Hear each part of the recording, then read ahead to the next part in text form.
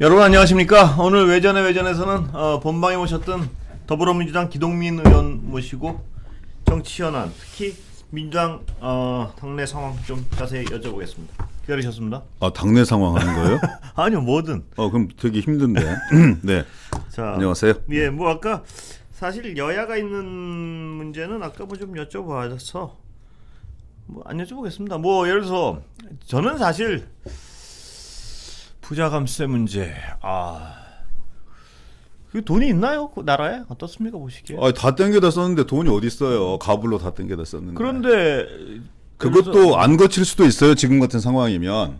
근데 저렇게 어떤 큰 포션이 큰 부분을 저렇게 덜 받겠다 되나요? 잘 모르겠네. 예. 본인들이 이제 집권한 배경 속에는 그렇게 어찌 보면 이 가진 분들에 대한 대변 역할들이 있었기 때문에 가능했다 이렇게 또 보는 거고, 논리 속에서 확고하게 좀 이렇게 그런 그 위해를 풀어놔야 그리고 기업들도 뭐 자유롭게 기업 활동을 할 수 있도록 좀 풀어놔야 법인세도 탕감해주고 그래야 그것이 전부 다 또 다른 대추다로 이어지는 거 아니냐라는 환상을 갖고 계시는 것 같은데 그야말로 환상이죠. 네, 왜냐하면 후반기 아까 저도 말씀드렸지만 지금 미국 경제는 내년에 안 좋아진다는 전망이 막 전문가들의 절대 다수를 차지하고 있고요. 미국 경제 안 좋아지면 우리나라 뭐 휘청하는데 이렇게 세금 덜 걷는다고 약속해도 되나 하는 생각 때문에 여쭤봤었습니다. 그럼 미국 뭐 직격탄 맞을 수밖에 없는 그런 상황인 거고. 그래서요. 그러니까 내부적인 상황도 그렇게 썩 좋아 보이는 상황들이 없어서 걱정스러운데 저렇게 감세로 가버리면, 특히 부자 감세로 프레임 지을 수 있는 이런 부분으로 가버리면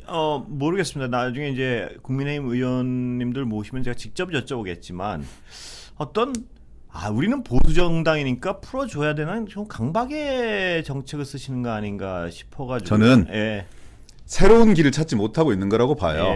정부가 출범한 지 한 달이 지났잖아요. 인수위 2달이 있었고 그러면 새로운 시대에 대한 코로나를 극복하고 이제 새로운 시대를 가는 건데 거기에 대한 철학과 노선이 정립되지 않은 거죠. 그건 민주당도 마찬가지입니다. 민주당도 마찬가지이기 때문에 정권을 뺏길 수밖에 없었다고 생각을 하는데 이분들 역시 새로운 길에 대한 인물도 그렇고 노선도 그렇고 철학도 전혀 정립되어 있지 않다.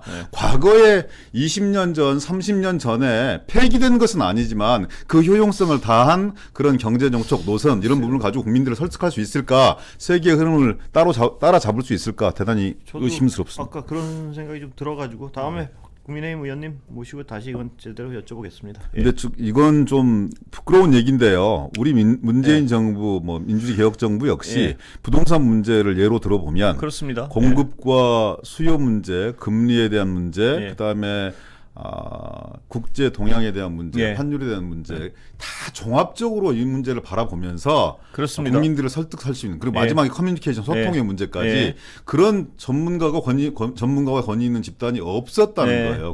그러다 보니까 대단히 땜질식으로 왔다 갈 수밖에 없었고 국민들을 안심시키고 시정을 설득하는데 실패한 거죠. 이번 정부는 그러지 않았길 기대하는데 그래서 지금 하는 걸 보면 그렇게 가능성이 높아 보이지 않습니다. 국민 입장에서 정말 바랍니다. 왜냐하면 정부가 실패하면 늘 말씀드리지만 피곤한 건 국민이니까요. 맞습니다. 야당은 뭐 집권 기회를 얻으셔서 일부분은 또 좋은 부분도 야당도 안주합니다. 그렇기 때문에.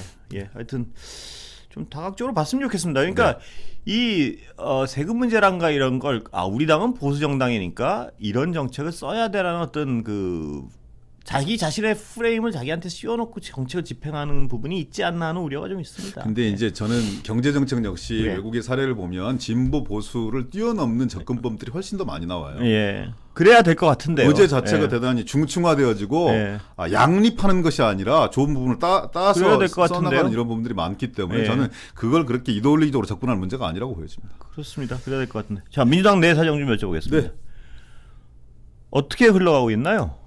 그 룰 문제는 좀 합의가 되는 건가요? 이제 토론 시작하는 건데. 기 의원님 생각은 어떻습니까? 룰을 바꿀 수 있습니까? 아니면 바꾸면 안 됩니까? 저는 바꿔야 된다고 생각하는 편이죠. 그러면 제가 또 그 부분을 좀 자세히 여쭤보려고 그랬는데 사실 바꾸면 안 된다는 분들도 꽤 있는 것 같아요. 민주당 의원님들 모실 때마다 이걸 여쭤보는데요. 저는 정치부 기자도 꽤 하고 했지만 전 며칠 전에 제가 내부 그건 관심이 없었는지 하여튼 민주당 당내 사정은 몰랐었는데 지역위원장이 60대 1의 표를 가지고 있다는 건 전 처음 알았어요. 그게 말이 되나요? 저는 그게 예를 들어서 전당대회를 앞두고 룰을 바꾸냐 안 바꾸냐 문제는 당내 사정이 있으니까 그런 논란이 있을 수도 있는데 어떻게 지역위원장과 일반 당원의 투표가 60대1이 무슨 저 아프리카 어느 나라도 아니고 그런 제도를 아직까지 유지할 수가 있나요? 제가 진짜 권순표 의원님의 그런 의원님이라뇨. 그런 접근에서 놀라움을 금할 수 왜요? 없습니다. 왜요? 뭐하러 대의제 민주주의를 하는 거죠 그러면? 아니죠. 아니요. 얘기를 들어보고 말씀하세요. 그러니까 아까 박성준 의원은 어떡하세요 그렇게? 말씀하세요. 그러니까 권리당원이 늘어났기 때문에 그 권리당원이 늘어난 숫자만큼 대의원 구조를 조정하는 건 좀 맞아 보여요. 그리고 대의원들이 너무 과다대표되어 있다. 금방 말씀 주신 것처럼 권리당원 뭐 수십 명분의 일을 뭐 이렇게 대의원이라든지 일반 당원들이 가지고 있는 게 맞느냐 이런 얘기를 하는 건데 그렇죠. 그 늘어나는 비율을 미세 조정하는 건 좀 이 시대의 흐름에 맞게 조정할 필요가 있겠다 싶은데 마치 직접 민주주의를 강화한 것만이 이 정당을 활성화시켜내는 거고 당원 민주주의에 충실한 것처럼만 한쪽 면만 강조하는 것에 대한 반박성 말씀으로 이렇게 말씀을 드린 거고요. 제가 진짜 어떤 당 돌아가는 사정을 잘 모르니까요. 그런데 제가 어떤 제기한 문제의식은 뭐냐면요. 이게 당의 어떤 정책을 정한다든지 당의 어떤 다른 규칙을 정한다든지 하는 문제는 대의민주주의가 충분히 가능하고 해야겠죠. 어떻게 전 당원에게 의견을 묻습니까? 근데 당 대표를 뽑는다든가 이런 문제는 국민의 대표를 뽑을 땐 국민 전체가 투표하잖아요. 저는 이런 단순한 의문입니다. 그러니까 제가 당내 사정을 모르면 어느 부분을 모르는지 좀 설득당하고 싶어서 제가 여쭤보는 겁니다. 그러니까 이게 어떤 당의 어떤 정책적 부분을 만든다든가 대의민주주의 필요하죠. 어떻게 맨날 전 당원이 투표를 합니까? 그런데 당의 대표를 뽑는다든가 이 당의 대표를 특히 뽑는 문제는 우리가 대통령을 뽑을 때 직접 민주주의 하지 않습니까? 당연히. 그러니까 당 대표를 뽑는데 국민 여론을 낮춰야 되는 게 필요하다. 당원의 어떤 이 비중을 높여야 된다. 이렇게 주장이 또 일반적인 그 경향성이 있어요. 그 구조를 지금 충실하게 따르고 있는 거죠. 우리 당 같은 경우에는. 왜냐하면 대의원이 한 45% 뭐 그리고 그 권리당원이 그보다 한 5%에서 10% 정도 뒤지고 그다음에 일반 국민 여론조사가 한 10% 정도 하고 뭐 한 4개를 통틀어서 이렇게 당 대표를 뽑아요. 국민의힘 같은 경우는 좀 다르게 뽑지 않습니까? 예를 들어 50% 일반 국민 여론조사, 50%의 권리당원 투표 이렇게 뽑지 않습니까? 이 각도를 보느냐에 따라서 국민의힘 제도가 훨씬 더 선진적이다 이렇게 주장하는 저는 사람들이 일반 국민 있어요. 얘기 말씀드린 게 아니에요. 그런 주장이 있다고. 우리 당 내에서도 그래서 이 룰을 바꾸는데 당원 비중보다 국민 비중을 훨씬 더 넓혀야 된다. 이렇게 주장하는 분들이 계세요. 의원들 중에. 저는 제가 말씀을 드리는 건 시대 상황에 따라서 미세 조정도 필요하고 근본적인 검토들도 필요하다. 이런 차원에서 말씀을 드리는 거고 전대 룰 역시 손댈 수 없다. 이렇게 못 박을 일이 아니라는 거예요. 왜냐하면 우리는 지금 새로운 가능성과 혁신을 통해서 국민들에게 다가가야 하는 숙제가 남아져 있는 건데 기성의 가치가 모두 다 옳은 것처럼 신성 불가치 만든 것처럼 얘기하는 거 옳지 않다. 그래서 예를 들어서 지도체제, 순수 집단 지도체제냐 아니면 지금처럼 단일성 집단 지도체제냐 포함해서 대의원 구조를 어떻게 만들어낼 거냐 그리고 거기에 권리당원의 비중을 높일 거냐 말 거냐 이런 부분들까지 폭넓게 열어놓고 검토해야 된다. 더 중요한 거는 이거는 그냥 룰에 대한 문제이지만 더 중요한 거는 민주당은 어떤 정당인 거냐. 중산층과 서민의 정당이라고 얘기하는데 중산층과 서민을 어떻게 규정하고 있는 거냐.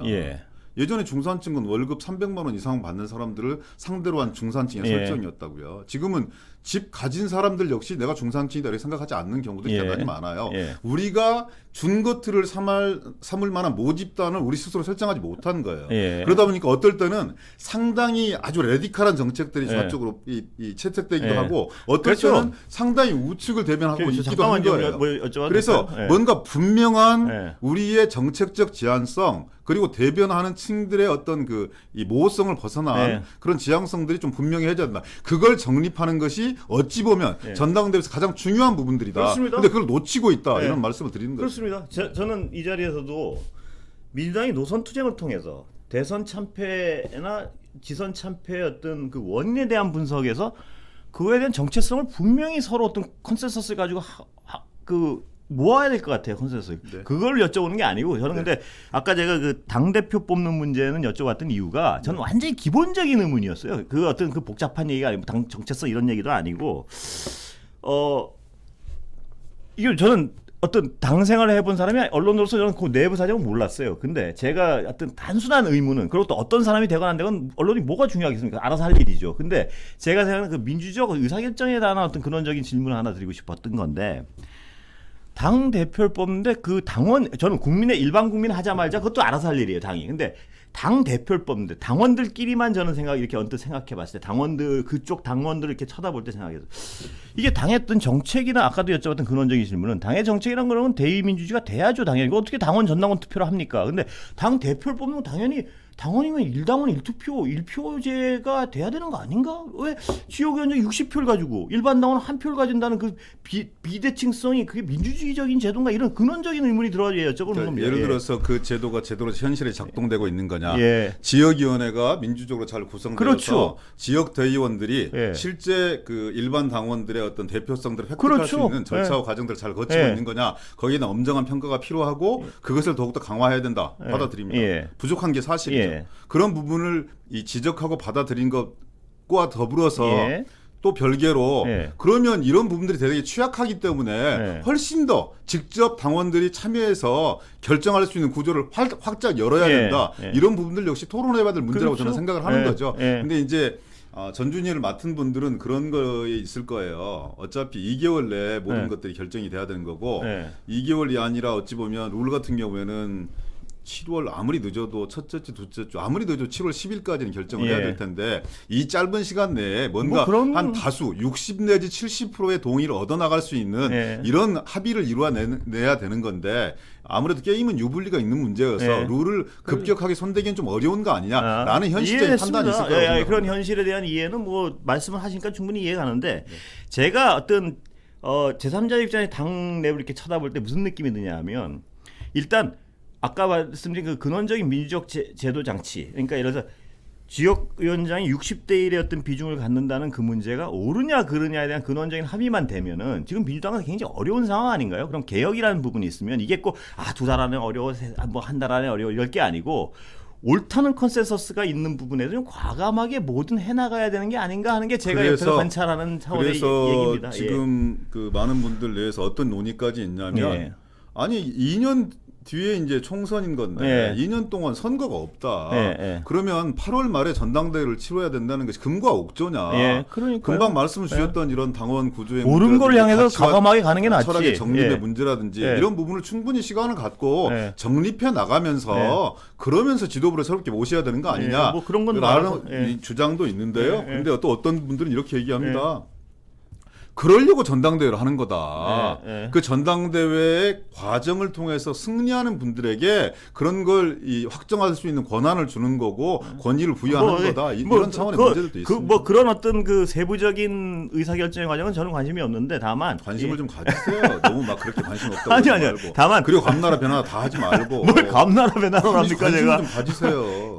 제가 느끼는 건 민주적 왜 저런 제도가 있을까 하는 저는 그런 생각을 했었습니다. 그 얘기를 듣고 정말. 왜냐면 대의원 구조가 가지고 있는 불가피성 플러스 저는 역사성은 있다고 보는데 금방 말씀 주셨던 지금 시대에 맞게 혁신하고 있는 거냐 당원 구조를 대의원 구조 역시 혁신하고 있는 거냐. 그러니까 대의제 민주주의를 부정하는 게 차원의 문제가 아니라 그게 현실 속에 제대로 작동되고 있는 거냐. 아니면 그냥 지구당 위원장의 거수기로서 대의원들이 존재하고 있는 거 아니냐라는 근본적인 문제 제기인 거고요. 거기에 대해서 민주당은 진지하게 토론해서 답변을 내야 될 책임이 있다고 생각합니다. 그걸 여쭤보고 싶었습니다. 여쭤보시는 게 너무 도발적이고 막 뭘 도발적이에요? 궁금한 걸 여쭤보는데. 아까 박성준 의원님처럼 그렇게 막 자꾸 말씀을 하죠. 아니 뭘 꼭 민감한 부분을 여쭤 도발적이라고 말씀을 하세요? 다 하세요 원래. 뭐 재밌는 부분이구만. 그게 당연히 제가 여기서 말 한마디 잘못하면 수박이라고 얘기 듣고 여기 나와서 무슨 얘기 잘못하면 왜 수박 불러하는 얘기 듣고 대단히 우리 내부가 되게 민감해 있는 상황이라서 그렇습니다. 그렇겠죠. 수박 그건 어느 분이 만든 용어입니까? 그러니까 이게 이제 역사가 있는 문제인데요. 그렇죠. 기현님께 진짜 딴 얘기 좀 여쭤보. 갑자기 수박은 뭐 굉장히 민감하신 거 같아요. 뭐 별 중요치도 않은 것 같고. 그 대선 패배 원인에 관련해서요. 이건 좀 중요한. 한번 기현님 뵈면 뭐 여쭤보려고 그랬는데 대선 패배 원인에 관련해서 기현님 일단 개인적인 생각으로는요. 지금 얘기하는 이른바 내로남불 논란이나 혹은 절차적 정당성을 지키지 않은 민주당의 어떤 오만한 행위들 이쪽에 방점이 있습니까? 아니면 개혁을 다수 의석을 줬는데 하려는 개혁은 안 하고 맨날 뭐 눈치만 보고 이랬다는 부분이라 그러니까 이 국민들은 민주당을 지지하는 국민들은 두 가지를 성격으로 약간은 나눠진다고 보는데 절차적 그 어떤 정당성을 지키지 않은 그런 부분의 반성이라고 생각하세요? 아니면 거대 의석을 줘놨는데 할 일은 안 하고 맨날 뭐 말만 뭐가 돼 있는 게 이런 어떤 답답함이라는 부분이 있다고 하는데 어느 쪽이 더 강합니까, 기현님? 제가 여기서 한쪽으로 딱 이렇게 모자르듯이 얘기할 수 없는 결과가 현실 속에서 나왔기 때문에 이 두 가지를 한번 다 말씀을 드려볼게요. 근데 이제 당원들 사이의 평가와 국민들 사이의 평가가 좀 다를 수 있습니다. 국민들은 2020년 총선 한 180석 정도를 여당에게 몰아주고 나서 다음 날 어떤 판단을 주셨냐면요. 개혁에 매진해라. 여론조사를 바로 다음 날 했어요. 방송사에서. 개혁에 매진해라. 28% 나왔습니다. 국정 안정에 진력해라. 민생개혁부터 72% 나왔습니다. 그게 국민의 마음이에요. 그러니까 힘을 몰아준 건 딴 게 아니라 코로나 문제 등 뭔가 이 국력을 집중해야 될 필요가 있는 거고 야당이 아직도 정신 못 차리고 있는 것 같고 그럼 니들이라도 좀 잘 해봐라 그렇죠? 이런 차원의 문제인 거죠. 이제 거기서부터 이제 우리 당의 불행은 시작이 됩니다. 그럼 강경한 원칙적인 입장을 갖는 분들은 차제에 예전에 국가보안법, 사립학교법 밀어붙였듯이 차제에 검찰개혁부터 시작해서 뭔가 사회에 존재하고 있는 악습과 구습 그리고 해방 이후에 우리 사회의 근간을 지배해왔던 이런 언론 권력이라든지 이런 것들에 대한 대대적인 메스를 가야 된다. 이런 한쪽에 아주 그 원칙적이고 근본적인 주장이 있습니다. 다른 한편은 촛불을 통해서 지배 연합 정당 자체가 정당은 그런 거냐 아니면 세력 자체가 새롭게 구축되어진 거다. 전통적인 이런 지지층 플러스 거기에 저쪽 야당을 지지했던 상당히 많은 흐름들이 중도적 입장에 있던 분들이 이런 지배 연합에 촛불 지배 연합에 함께 합류한 거다. 그래서 이 지배 연합의 확대를 계속 추구해 나가면서 뭔가 지속적이고 안정적인 개혁을 해나갈 수 있는 시스템과 구조를 짜내는 게 니들이 할 역할인 거다. 이 두 가지 주장이 대별되기 시작합니다. 이 주장 속에는 뭐가 있냐면 국민들과 함께 민생개혁에 진력해라라는 게 이제 대별해 보면 두 번째 이렇게 주장인 거예요. 제가 서울시당에 있으면서 지금까지 시당위원장으로 일을 하면서 FGI 플러스 여론조사를 현안들이 있을 때마다 5번째 지금 진행을 하고 있습니다. 이제 지금은 대선 플러스 지방선거 평가입니다. 이 소식이 평가뿐만이 아니라 조금 길게 보면 2020년 총선 이후에 우리가 어떤 평가를 받아왔는가 국민들에게 거기에 이제 대선 평가, 지선 평가가 국민의 목소리가 녹아져 있으리라고 생각을 합니다. 평가의 틀은 되게 일관돼요. 그리고 평가해 주시는 분들 역시 되게 일관됩니다. FGI 조사라는 게 뭐 국민 다수 전체를 대상으로 하는 건 아니고 주로는 그 지배블록 지배연합에 참여했던 민주당이었지만 4.7 재보궐선거 작년 4.7 재보궐선거를 통해서 이탈한 분들 그러니까 뭐 민주당에서 이탈해서 중간층에 계시거나 민주당에서 이탈해서 저쪽 오세훈에게 가버리거나 윤석열 대통령에게 가버리거나 이런 분들을 집중 타켓으로 해서 왜 당신들은 민주당에 실망했고 지금은 정책 입장을 바꿨느냐 이분들을 다시 회복하는 것이 우리가 다시 집권으로 갈 수 있는 접경이 이 지름길이기 때문에 그렇습니다. 그렇다고 지지자들의 목소리를 경원시하겠다 이런 건 아닌 거잖아요. 다만 이 지배 연합이 깨져버린 것이 어디서부터 깨졌는가를 계속 추적하고 있는 거 아니겠습니까? 이제 주로 이분들이 얘기하시는 건 그런 거예요. 금방 말씀 주셨던 예를 들어서 뭐 조국 문제를 포함한 내로남불의 문제 또 부동산 문제도 대단히 커 보이고요. 거기에는 또 우리가 아주 원칙론적 입장을 가지고 집권을 빼앗긴 이후에도 밀어붙였던 검찰 수사권 기소 분리의 문제 이런 부분에 대한 냉정한 평가까지 시민들의 목소리가 다 담재되어 있습니다. 그건 저는 나올 때마다 적어도 서울시당에 이 당비를 낸 그 분들의 이 재정이 들어간 문제이기 때문에 적어도 시의원, 그 다음에 구청장, 그다음에 49개 지구당 위원장, 그리고 웬만하면 전 국회의원과 지구당 위원장과 예. 지도부에 항상 전달을 합니다. 예. 서울의 민심이 이렇다. 예. 그래서 반영했으면 좋겠다.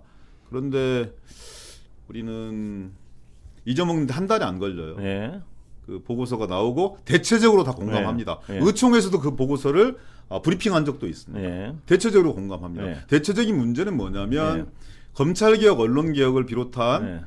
근본적인 개혁도 좋지만 예. 그런 부분들은 대단히 합의를 많이 이루어 나가면서 진행을 했으면 좋겠고 예. 코로나 극복, 부동산 문제, 민생개혁 이런 부분에 좀 더욱더 진력하는 민주당이 되었으면 좋겠다는 게 대체적인 지금까지 주안점이에요. 예. 그러니까 이제 그거에 따라서 대선 캠페인 역시 그런 근본적인 개혁 이런 네. 부분들보다는 그걸 한 축으로 잡아 나가되 좀 이렇게 이 뭔가 중간층을 넓혀 나가는. 네. 그래서 우리에게 지지했고 함께했던 분들이 떨어져 나간 분들을 다시 돌아와 주세요라고 네. 얘기하는 그런 부분에 집중할 수밖에 없었던 그런 상황들이 있는 거죠. 예. 선거 때 그렇게 해요. 근데 선거 딱 끝나고 나지 않습니까? 네. 그러면 또 하고 싶은 대로 해요. 아니 근데 그 지도부가 나는 예. 가장 큰 이 책임의 한 가운데 있다고 예. 생각하는데요.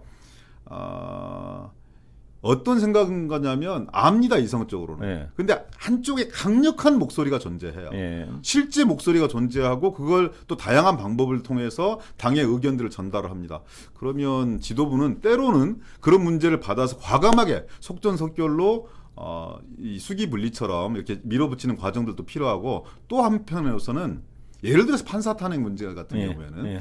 이 문제는 충분하게 주장해라. 네. 의총에서도 충분하게 주장했다. 그런데 전체적인 국면 관리 측면에서 봤을 때 지금 이 문제에 올인하고 집중하는 건 시급한 문제가 아니고 본다라고 지도부가 잘랐어야 될 문제입니다. 근데 원내대표, 당대표 다 올라탔어요. 그런데 제가 하나 그리고 여쭤볼- 나서 예. 조금만 더 예. 말씀. 예. 그리고 나서 그런 과정들이 반복이 되다 보니까 민주당의 이 기대를 접고 물론 많은 부분에서 기대를 접었겠지만 근본적인 혁신과 개혁을 주장했던 분들 역시 많이 마음을 상처를 입었겠지만 그렇지 않고 민주당의 등을 이렇게 같이 함께 했다가 떨어져 나간 분들 마음속에는 니들은 개전의 정이 별로 없어 보인다. 그러니까 그 부분을 좀 여쭤보고 싶은데요. 민생이란 부분하고 급사 저는 자꾸 약간 갸우뚱하게 되는 부분이 어떤 뭐 부동산 문제 혹은 뭐 민생 이런 문제랑 말씀하신 근원적인 개혁이란 부분, 사법 언론 뭐 이런 부분, 사회 개혁이라고 얘기하죠. 네.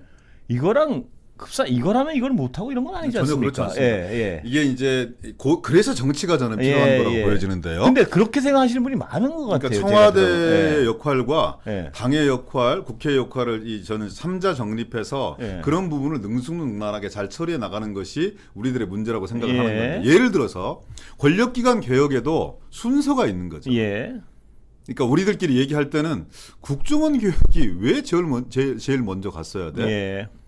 검찰개혁, 경찰개혁 그렇습니다. 이런 걸 초기에 집중해야 되는 거 아니야? 그리고 검찰과 경찰의 어떤 이 권력 공백 이런 부분들이나 반발이라든지 이런 부분들을 안정적으로 좀 뒤에서 관리할 그렇습니다. 수 있는 심리적 지렛대로 국정원 필요한 거 아니야? 이렇게 주장하는 분들이 계시거든요. 그분들 주장이 저는 영 일리 없다 이렇게 생각하지 않아요. 사법개혁의 문제 역시 배치를 잘해서 집중적으로 이 질풍노도처럼 이렇게 밀어붙일 수 있는 시기가 있고 그리고 또 이제 일반적인 민생 의제 이런 부분들을 이렇게 배치해 나가겠지만 그걸 또 앞세우는 과정들이 있는 거잖아요. 이런 과정들을 잘 절묘하게 배합하고 배치하는 게 집권 세력이 해야 될 첫 번째 일인 거죠. 그러니까 단순히 정치 전략의 문제가 아니라 집권 통치 방식이고 전략의 문제입니다. 잠깐 아까 여쭤봤던 부분이 바로 민주당 의원님들 모시고 이렇게 질문을 드리면 그 두 가지 굉장히 배치되는 걸로 말씀을 하시는 분이 많은 것 같아요. 근데 그게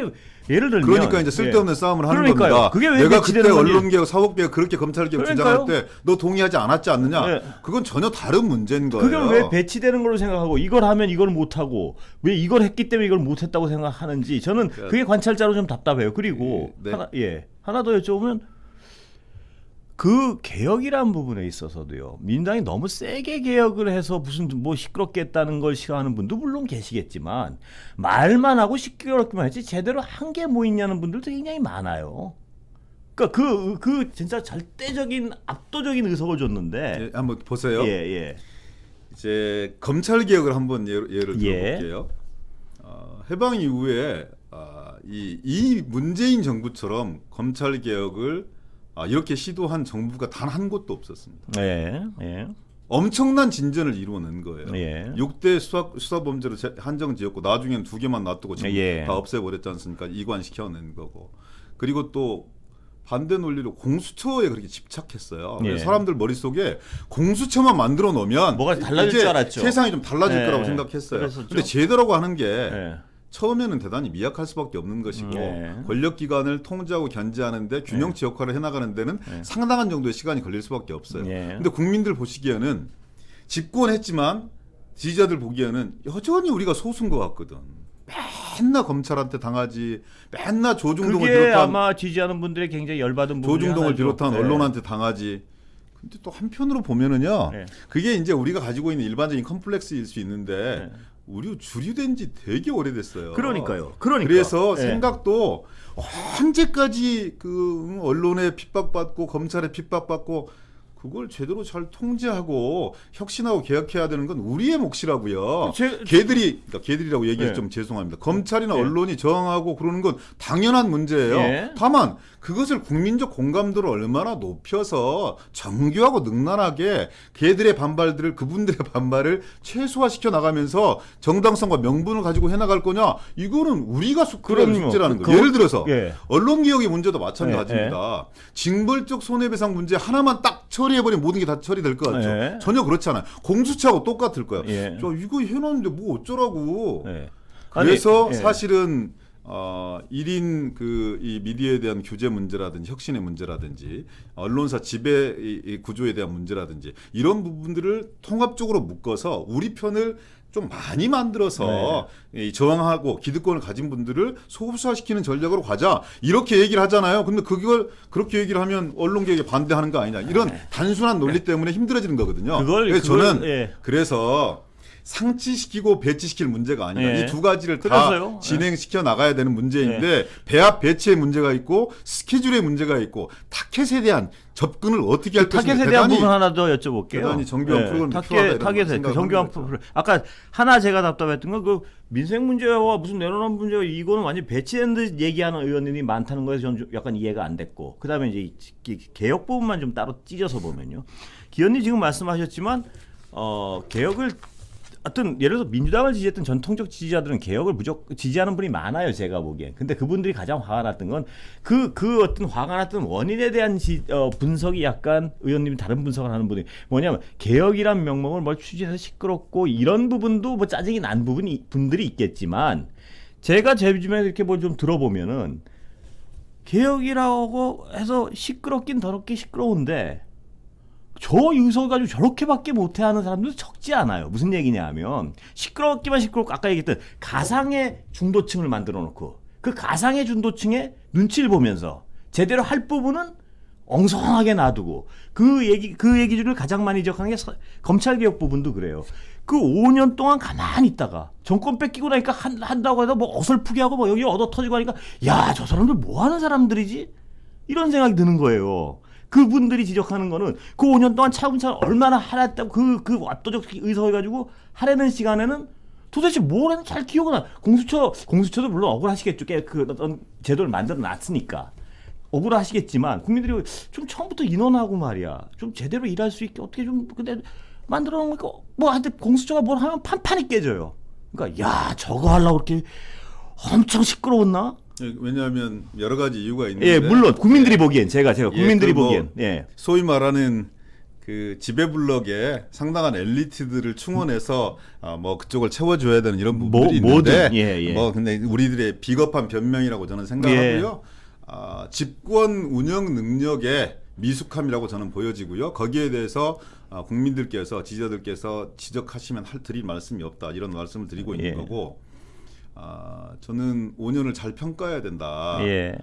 그리고 이 평가하는 것에 주저하면 안 된다. 그리고 난상토론, 난장토론을 잘해야 된다. 이런 그렇습니다. 생각을 하는 것이요. 보통 이제 질서 있는 쇄신, 뭐 질서 있는 토론 이런 게 기득권 가진 자들의 논리거든요. 거긴 동의합니다. 예전에 제가 얼마 전에 의총에서 이런 얘기를 말씀드렸는데 질서 있으면 쇄신이 안 될 때가 많아요. 내복의 난리라는 말씀이 있습니다. 예. 그러니까 예전에 그 뭐 조선 시대나 그 뭐 봉건 시대 때 난리라도 나야 예, 그래야 먹을 거라도 떨어지거든요. 예, 근데 내 복에 난리나 나겠냐. 예. 저는 지금 우리 민주당이 난리가 난 상황이라고 생각합니다. 예. 180석이 압도적인 의석을 몰아준 지가 불과 2년밖에 되지 않았는데 그렇습니다. 예.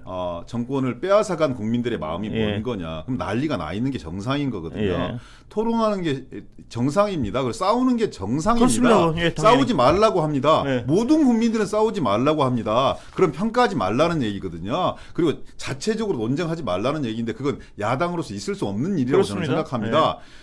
좀 더 세게 싸워야 되는데 문제는 뭐냐면 그 싸우는 과정을 통해서 새롭게 혁신하고 새로운 비전과 전망들을 국민들한테 보여줘야 되는 거거든요. 예. 다름과 새로움을 보여줘야 되는 예. 거고요. 저는 이제 전당대회가 다름과 새로움을 확인하고 그런 가능성들이 확장되어지는 그리고 아까 말씀드렸듯이 중산층과 서민의 정당 민주당이라고 얘기를 했는데 그런 가치와 노선, 사상 그리고 노선의 어떤 재정립을 확고하게 출발하는 그런 전당대회가 되었으면 좋겠다는 그런 생각을 하는 거죠. 알겠습니다. 뭐 그 방금 중산층과 서민을 위한 정당이라는 그 추상적 개념도 제가 하나 여쭤보고 싶었던 거는 가끔은 그런 생각이 들어요. 이렇게 의원님을 뵙고 말씀 중산층과 서민 그래서 그 부분이 중요하게 중산층과 서민을 위한다는 것이 어떤 건지에 대한 어떤 개념적 컨센서스를 만들어야겠죠. 근데 제가 가끔 보면 그 민주당 5년 동안을 이렇게 평가해 볼 때 아까도 말씀드린 어떤 중도층이라는 가상적 설정 중산층과 서민이라는 가상적 설정을 해놓고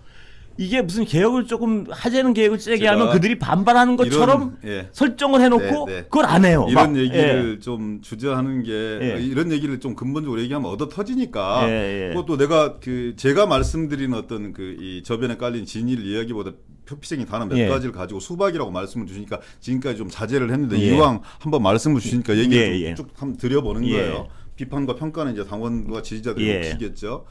그러니까 예를 들어서 종부세 문제도 마찬가지입니다. 한 1% 정도로 설정해왔던 그런 과세 기법인 거잖아요. 이번에 이제 왔는데 이렇게 확 늘어났어요 대상자가.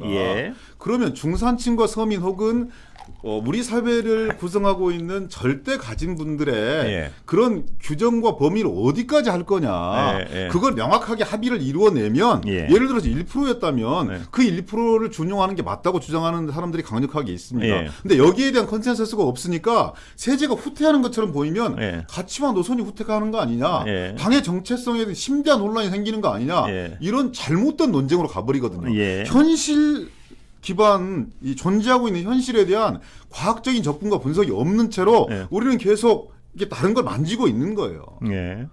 그래서 야당이라서 그런 그 가치와 노선을 얼마만큼 잘 정립할 수 있을까 걱정이 들기도 하지만 다소 시간이 걸리더라도 엄정하게 토론하고 연구하고 분석해서 우리의 새로운 방향성을 찾아야 된다. 당원과 더불어서 지지자들과 더불어서 이런 말씀. 기대하겠습니다. 감사합니다. 기대해 주십시오. 오늘 뭐 여기까지 할까요? 아니, 사실은 이 당원들이나 지지자들에게 드릴 말씀이 없어서 자주 찾아뵙고 말씀드리는 게 좀 민망해서. 그러니까 자주 나오세요. 좀 민망해서 그렇습니다. 아니 민망하셔도 자꾸 나와가지고 자꾸 또 헛소리 얘기가 헛소리처럼 들릴 때도 있거든요. 그럼 깨지고 또 나오고 또 나와서 또 뭐 반성하고 이러시면 되는 거 아닌가요? 권순표 앵커를 바꿔주면 생각을 해보겠습니다. 여기까지 하겠습니다. 고맙습니다.